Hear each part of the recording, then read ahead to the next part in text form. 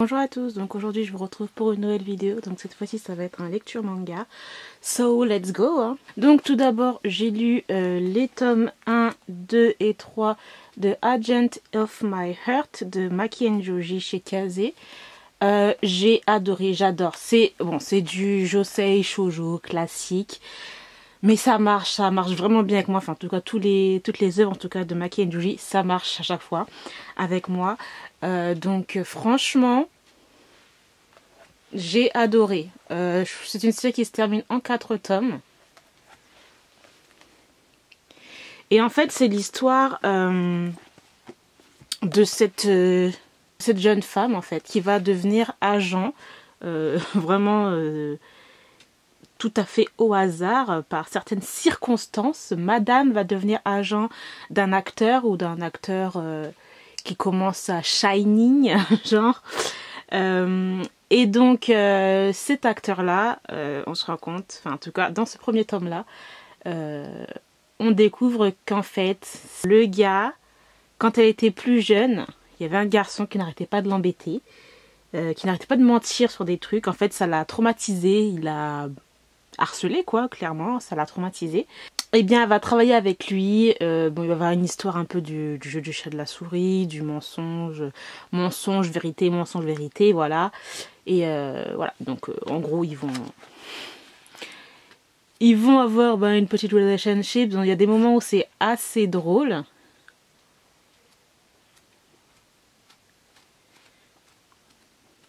En tout cas, pour les 3 premiers tomes, c'est pas mal. Voilà, c'est pas mal.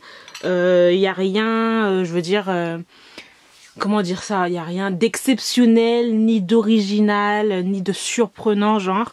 Mais ça marche bien avec moi, donc c'est plutôt cool. J'ai lu le 3e tome de Escape Journey. Oh my god, regardez comment il est hyper abîmé.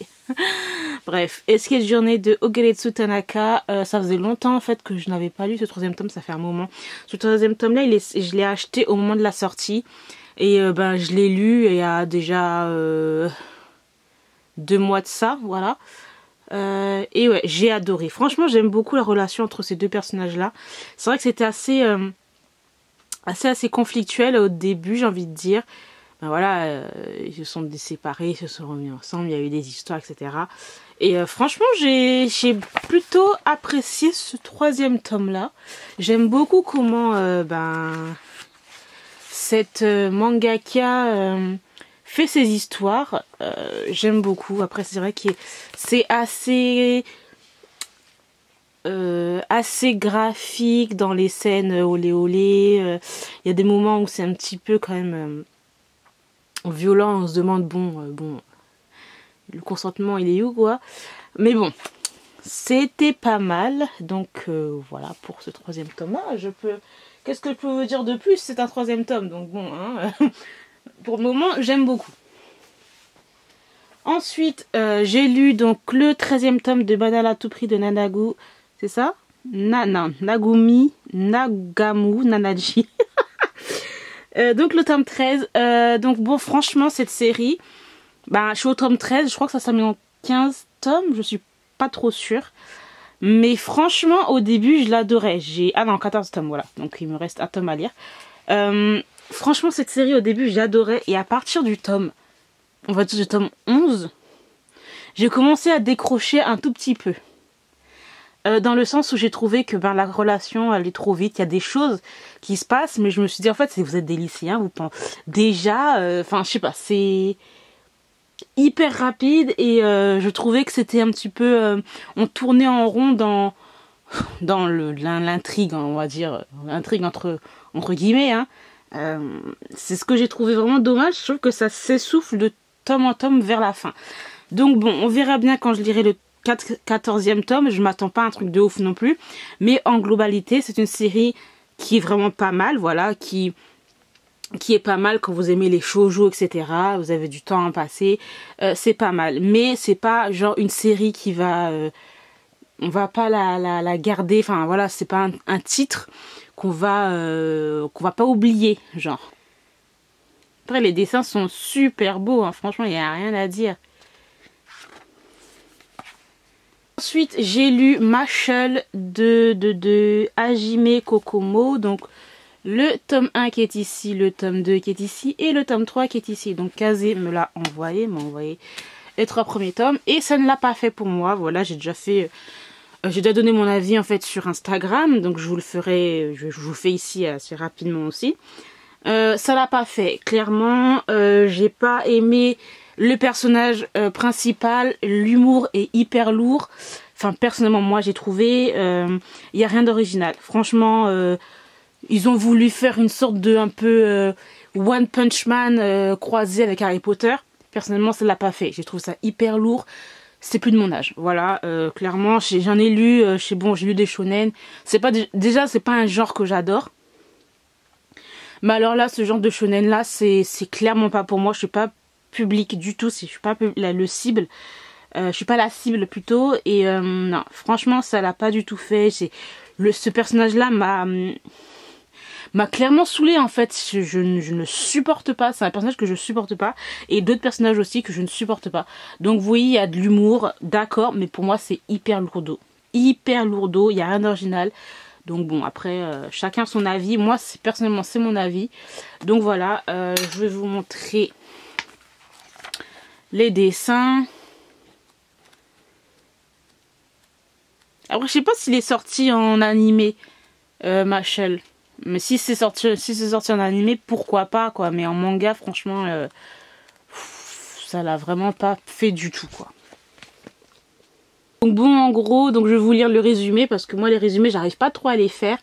Donc c'est élevé au fin fond de la forêt, Mash Burn Dead partage ses journées entre séances de musculation et dégustation de choux à la crème, mais un jour, un agent de police découvre son secret, il est né sans pouvoir magique, ce qui est puni de mort.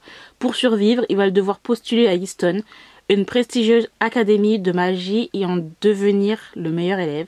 La magie n'a plus qu'à bien se tenir, avec sa musculature affûtée et sa force hors de commun. Oh, ça fait penser un peu One Punch Man.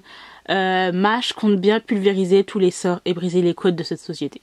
Voilà. Bon. N'hésitez pas à me dire si vous avez lu cette série, ce que vous en avez pensé. Donc ensuite j'ai lu le dernier tome de Ten Count, le 6e tome, voilà, de Rito Takarai. Et vous me dites mais je l'ai lu ça fait 2 mois que j'ai lu ce tome là. Oui, depuis le temps que le dernier tome est sorti. Mais comme je vous l'ai dit, les séries que j'aime trop, que j'adore, je prends énormément de temps à lire les tomes. Voilà, j'ai envie de laisser voilà, durer un petit peu le plaisir, on va dire ça comme ça.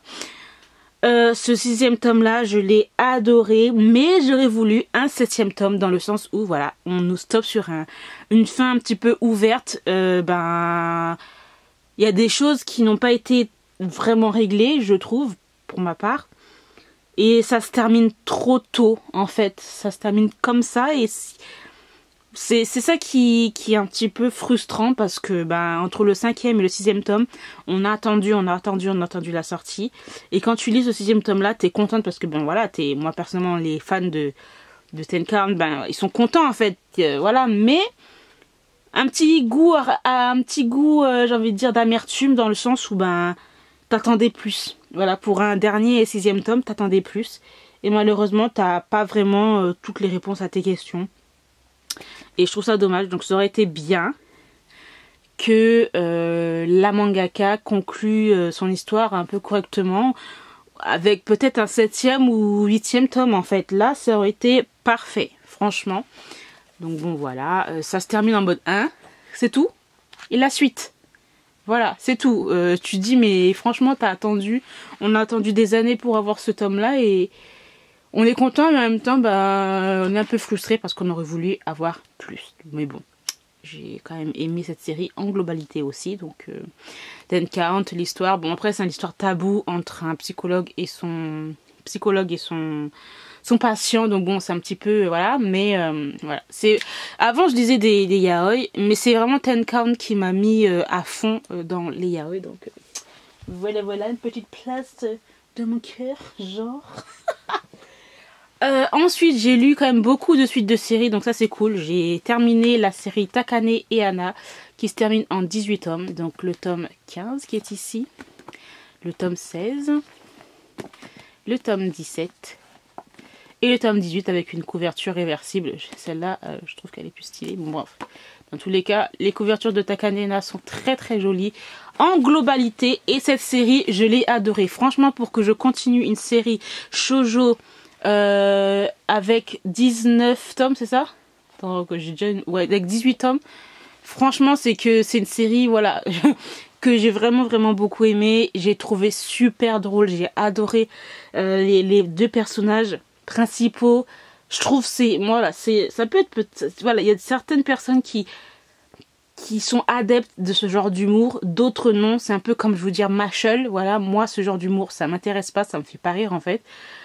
Alors que cet humour là ça me fait rire. Donc voilà, c'est chacun se ressenti, chacun voilà hein. Mais Takanena, franchement c'est vraiment trop bien. Enfin personnellement moi j'ai adoré, j'ai trouvé cette série très bien, très drôle. Après c'est vrai qu'il y a, parce qu'il y a 18 tomes, c'est vrai qu'il y a certains tomes qui ont été un peu moins bons que d'autres. On s'est attardé sur des choses futiles, mais clairement futiles de chez futile. Mais voilà, franchement je suis trop contente de l'avoir enfin terminé. Voilà, c'est bien beau d'acheter des séries etc, mais si on ne les termine pas hein, donc voilà.